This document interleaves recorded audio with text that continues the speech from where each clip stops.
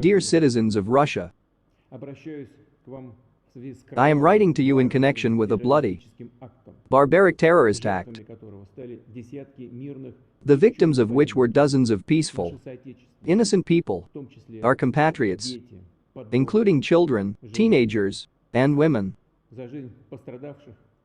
Doctors are now fighting for the lives of the victims. Those who are in serious condition, I am sure that they will do everything possible and even impossible to preserve the life and health of all the wounded.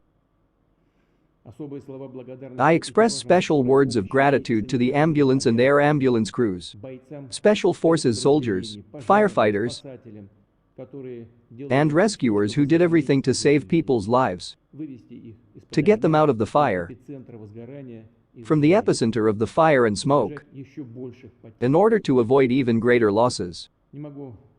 I cannot ignore the help of ordinary citizens who, in the first minutes after the tragedy, did not remain indifferent and indifferent, who, along with doctors and security officers, provided first aid, delivering the victims to hospitals. We will provide the necessary assistance to all families whose lives have suffered terrible misfortune, to the wounded and injured. I express my deep and sincere condolences to all those who have lost their relatives and friends. The whole country, our whole people, mourns with you. I declare March 24 a day of national mourning. In Moscow and the Moscow region, in all regions of the country, additional anti-terrorist and anti-sabotage measures have been introduced. The main thing now is to prevent those who are behind this bloodbath from committing a new crime. As for the investigation of this crime and the results of operational search actions, at present we can say the following. All 4 direct perpetrators of this terrorist attack, all those who shot, who killed people, they were found and detained. They tried to hide. They were moving towards Ukraine, where, according to preliminary data,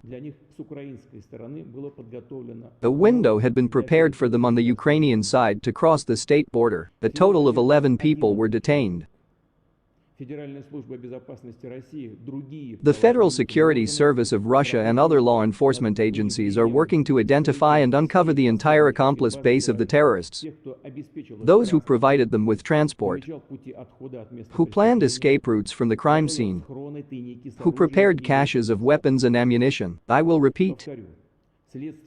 Investigative and law enforcement agencies will do everything to establish all the details of this crime. But it is already obvious that we are faced not just with a carefully and cynically planned terrorist attack, but with a prepared and organized mass murder of peaceful, defenseless people. The criminals calmly and purposefully set out to kill, to shoot at point-blank range our citizens, our children. Just like the Nazis once carried out massacres in the occupied territories, they decided to stage a show execution, a bloody act of intimidation. All perpetrators, organizers and customers of this crime will suffer fair and inevitable punishment. Whoever they are, whoever guides them, I will repeat. We will identify and punish everyone who stands behind the terrorists, who prepared this atrocity, this blow against Russia, against our people. We know what the threat of terrorism is. We hope here to interact with all states that sincerely share our pain and that are ready to actually join forces in the fight against a common enemy, against international terrorism, with all its manifestations. Terrorists and murderers who do not and cannot have a nationality face one unenviable fate: retribution and oblivion. They have no future. Our common duty now, the duty of our comrades at the front, the duty of all citizens of the country is to be together in one ranks. I believe that this will be the case, because no one and nothing can shake our unity and will. our determination and courage, the strength of the united people of Russia. No one will be able to sow poisonous seeds of discord, panic and discord in our multi-ethnic society. Russia has repeatedly gone through difficult, sometimes unbearable trials, but it has become even stronger. So it will be now.